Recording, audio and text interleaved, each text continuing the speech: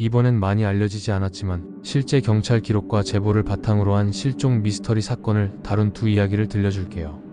첫 번째 이야기, 택시에 탔다가 사라진 여대생 2013년 동대구역 실종 사건.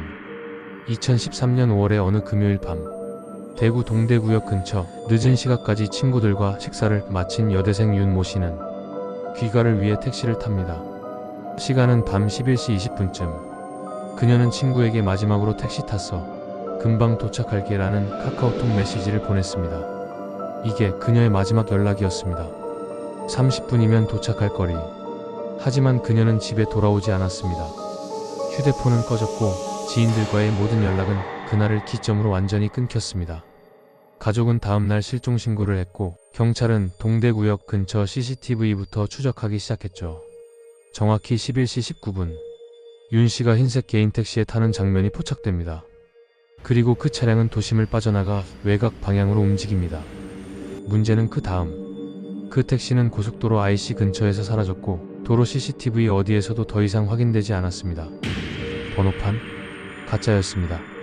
정식 등록되지 않은 유령 번호, 즉 불법 렌트나 폐차 차량일 가능성이 높았죠. 더 소름 돋는 건 그날 이후 3개월 동안 동대구역 주변에서 비슷한 수법으로 여성들이 택시에 탄 후 불쾌한 경험을 했다는 제보가 여러 건 접수됐다는 점입니다.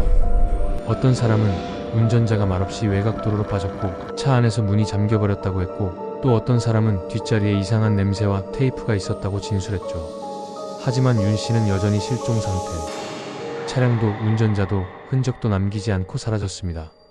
지금까지도 그날 밤 그녀가 탑승한 차량은 어디에도 존재하지 않습니다. 그리고 그날 이후 동대구역 근처 택시 정류장에선 지금도 누군가 조용히 사진을 찍고 있다는 목격담이 가끔씩 올라온다고 합니다. 두 번째 이야기, 이삿날 사라진 가족 창원 세가족 증발 사건. 이 이야기는 2005년 경남 창원시에서 실제로 있었던 3인 가족 실종 사건을 바탕으로 한 이야기입니다. 당시 창원에 살던 한 가족 40대 부부와 10대 딸.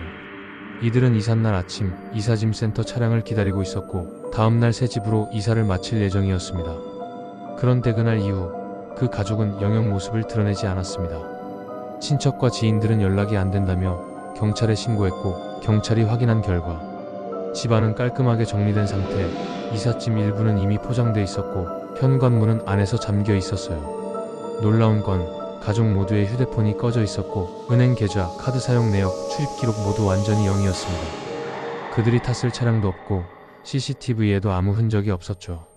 이웃들은 그날 새벽 누군가 현관문 앞에서 속삭이듯 말하는 소리를 들었다고 했지만 그게 가족인지 낯선 사람인지는 확인되지 않았습니다. 그로부터 3개월 뒤, 부인의 지갑이 인근 산책로 벤치 아래에서 발견됐습니다. 안에는 신분증, 가족 사진, 그리고 낡은 쪽지 한 장. 그날 우리도 몰랐어요. 우리가 사라질 줄은. 경찰은 타살 가능성, 자발적 실종, 가족 내 범죄 등 모든 가능성을 열고 수사했지만 지금까지 단 하나의 단서도 찾지 못했습니다. 창원 이사 실종 사건.